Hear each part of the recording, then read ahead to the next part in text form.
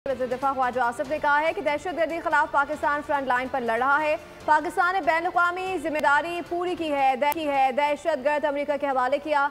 पाकिस्तान में दरअंदाजी अमरीकी असलहे के बाइस हो रही है। अमरीकी सदर खुद तस्लीम कर रहे हैं कि उन्हें असला अफगानिस्तान में नहीं छोड़ना चाहिए था। वज़ीर दिफा का मजीद कहना था कि जनरल बाजवा, बानी PTI और जनरल फैज़ ने तालिबान को पाकिस्तान में बसाने का फैसला किया। फैज़ हमीद गिरफ्तार हैं। बाजवा से तो पूछा जाए पाकिस्तान में दहशतगर्दों को क्यों बसाया। PTI वाले इस्लामाबाद पर फिर नए हमले का कह रहे हैं। मफाहमत की सियासत वहाँ होती है जहाँ दूसरा फरीक हमलावर न हो। वो दहशतगर्दी के खिलाफ जंग तो नहीं थी। पहले उस जंग को डिफाइन करें ना। मैं तो नहीं कहता हूँ दहशतगर्दी के खिलाफ थी। दहशतगर्द को जो है हमने गिरफ्तार करके उनके हवाले किया है। तो मेरा ख्याल है अगर बैनुल-अक़वामी बरादरी जो है उसकी तारीफ़ कर रही है या अमरीका तारीफ़ कर रहा है तो ये एक मुश्तरका जंग है जिसमें मेरा ख्याल है सब कुछ हिस्सा डालना चाहिए। पाकिस्तान जो है फ्रंट लाइन पर उसके खिलाफ लड़ रहा है और पाकिस्तान उसका विक्टिम है।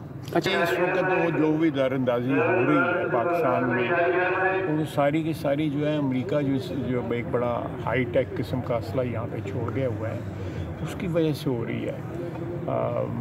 ख़ुद जो मौजूदा सदर हैं अमेरिका के वो कह रहे हैं कि ये असला वहाँ पे नहीं छोड़ना चाहिए था।